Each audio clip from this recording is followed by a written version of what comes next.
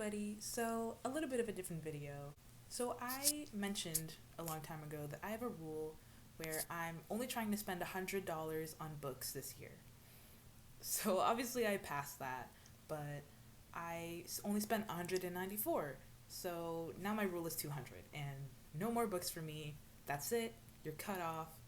Stop it. I'm going to be showing you every book that I bought this year. I'll have the prices as well and how it adds up to 194. So I only bought 13 books in the 6 months of 2021 that have happened already. I think that's pretty good. And how I did that is I wrote myself a little list to read before I buy a new book, and if the book passes all of those questions, I will buy it. So hopefully this helps you if you're overbuying stuff. Number 1, do you want to see it on your shelf forever? Number 2, is it on sale? Number 3, will you actually read and reread it? Number 4, if it's a skill book, do you really need that skill now or today? Number 5, will you be able to get it from the library? And number 6, will you regret buying? So every book that I'm going to be showing you pass all of these criteria that I have. So I want to see it on my shelf. I don't regret buying it. I will read and reread it. Was it on sale? Of course. Did I need it today, like that day that I bought it, of all days? So that's the criteria that I have before buying books. Now you'll see me talking about all those books that I bought. The first book that I got this year is Mexican Gothic by Silvia Moreno Garcia. This is an adult thriller / horror. You guys have probably heard of it. It just came out last year. I'm very excited to read this. This is a Book of the Month edition, but I didn't get it from Book of the Month. I just bought it on Depop. The next book I bought was Concrete Rose. This is a prequel to The Hate You Give. It's about Star's dad, Maverick, who was my favorite character in the original book, so I'm so happy that he got his own prequel, because I was wondering, how did he become like this? What's with all the drama with him and King and all of that? So I'm super excited to read this as well.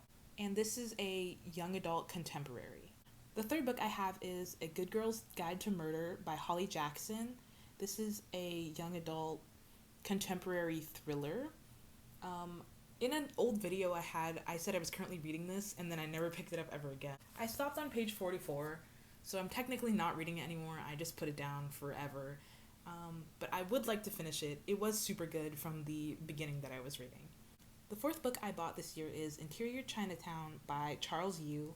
I showed this in my Asian Readathon TBR, and I didn't end up reading it. I read other Asian books. So it's written like a screenplay. This is an adult contemporary, I'm pretty sure. The next book that I bought is Happily Ever Afters by Elise Bryant. This is the only book on this list that I've actually finished, and I loved it. This is a young adult contemporary. It's amazing. Teen. She's a writer.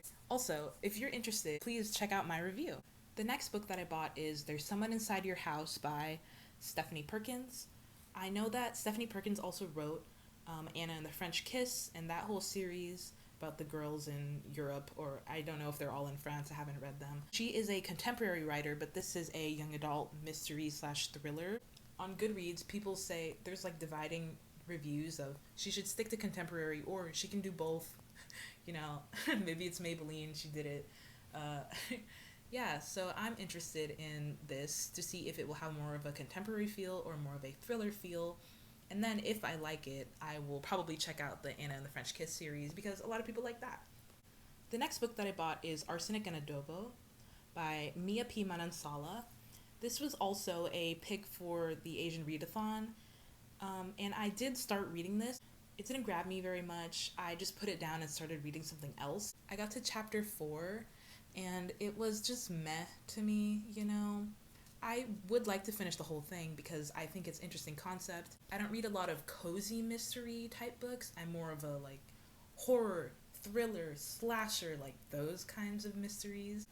I'm gonna give this another try. If I don't like it, I'm probably gonna unhaul. The next book that I bought is The Prophets by Robert Jones Jr. This is a literary fiction, and I'm just barely getting into those. I've only read 2 or 3 literary fictions, but the ones that I have read, I loved. I'm super into them. I know this has something to do with slavery and being queer or being gay, gay slaves, and that sounds right up my alley, depressing, literary, perfect. I'm so excited to read this.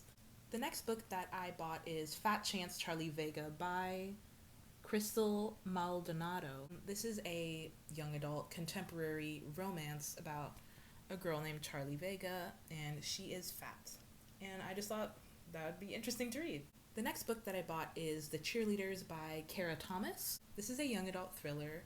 I know that it is very well known. Like, The Cheerleaders is one of the original like young adult thrillers that Good Girl's Guide to Murder was like emulating. So if this is the blueprint, like I'm going to read this because I love young adult thrillers. The next book that I bought is Detransition Baby by Tori Peters. This is another literary fiction, a queer literary fiction again, about a trans person, I think after detransitioning and before they detransitioned, so when they were still trans. I don't know if that is correct. It seems very interesting, and it's a literary fiction, which I am into, but I don't pick up that much, and I can't wait to get to this. The next book I bought is My Best Friend's Exorcism by Grady Hendrix. This is another, I think, young adult. Either it's a young adult thriller or it's an adult thriller through a young adult lens. I know that it's about like two girl best friends in high school, and then one of them gets possessed, and it's sort of a comedy, but there is actual horror. Yeah, and I thought that would be fun. There's a blurb right here on the front that says, if The Exorcist had been written by Tina Fey instead of whoever wrote it. Yeah, so that sounds awesome. I can't wait to read this. Lastly, the book that literally inspired this video, The Guest List by Lucy Foley.